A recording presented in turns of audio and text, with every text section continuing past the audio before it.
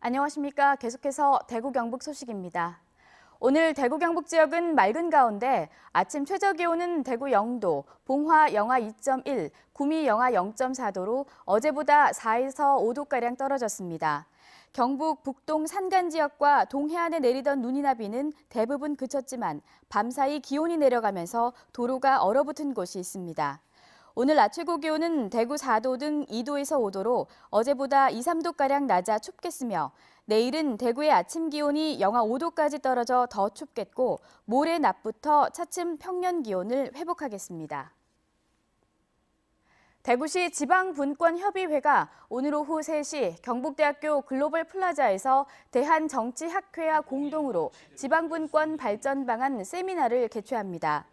대구시와 대구시 지방분권협의회는 오늘 세미나 내용을 토대로 내년도 지방분권 추진 계획을 수립할 예정입니다. 한편 지방분권 시민의식 조사 결과 현행 행정운영체제가 중앙중심적이라는 응답이 70.9%, 지방분권의 강화 필요성에 대해서는 61.2%가 필요하다고 응답했습니다. 신세계백화점 대구점이 오늘 문을 엽니다. 신세계백화점 대구점은 지하 7층, 지상 9층 규모의 영업면적 10만 3천 제곱미터로 대구 경북 유통업체 가운데 가장 크며 영화관과 테마파크, 아쿠아리움이 함께 문을 열 예정입니다. 신세계백화점은 오늘 손님들이 많이 몰리면서 주변 교통 대란이 예상된다며 가능한 대중교통을 이용해 줄 것을 요청했습니다. 곳곳에 전통시장이 많습니다만 이 점포가 새로 생기고 활력이 넘치는 시장이 있는가 하면 손님이 없어 썰렁한 곳도 있는데요. 이 부활에 성공한 곳의 비결은 무엇인지 이규설 기자가 취재했습니다. 포항시 연일읍의 한 전통시장입니다. 지역 특산물인 부추를 활용해 부추 특화 거리를 만든 지 6달 만에 시장 분위기가 사뭇 달라졌습니다. 부추즙으로 숙성한 부추 삼겹살, 생부추즙을 넣어 반죽한 면으로 만든 부추 자장면, 부추 장아찌와 부추 두부는 여기서만 맛볼 수 있는 이색 먹거리입니다. 블로그나 방송을 보고 외집분들이 많이 찾아오시는 것 같습니다. 그래서 매출에 많은 도움이 되고 있습니다. 특히 이곳은 아무 식당에서나 부추거리에서 판매하는 36가지 음식을 배달시켜 먹을 수 있는 시스템을 갖춰 좋은 반응을 얻고 있습니다. 포항 효자시장도 부활을 꿈꾸고 있습니다.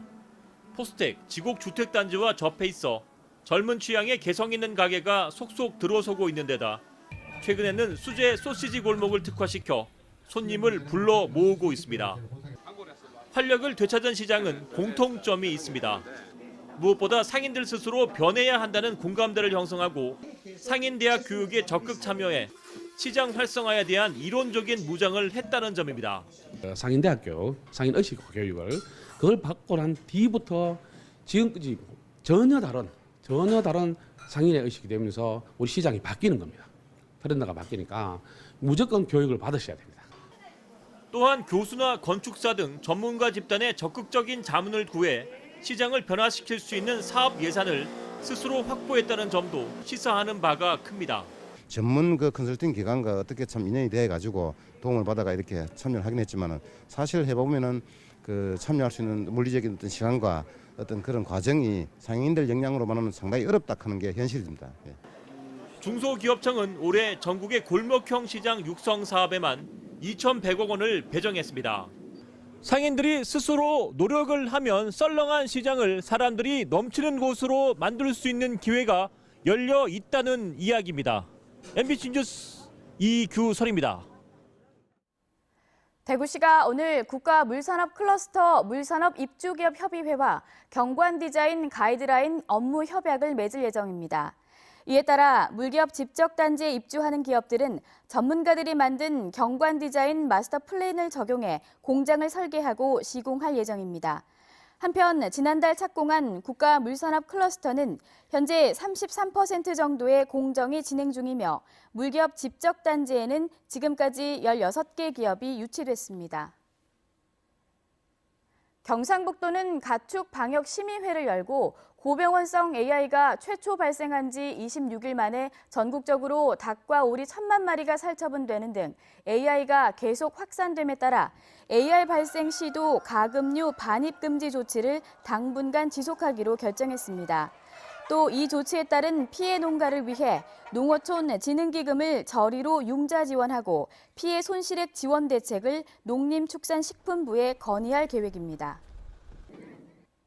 대구 경상감영이 문화재청이 국가지정문화재 지정을 위해 실시한 사적지정 1차 심의를 통과해 특별한 사유가 없을 경우 경상감영은 내년 2월경 국가지정문화재인 사적으로 지정됩니다.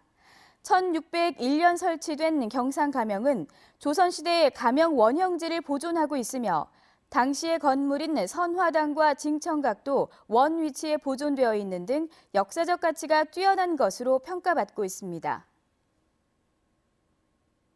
이상으로 생활 뉴스를 마칩니다. 고맙습니다.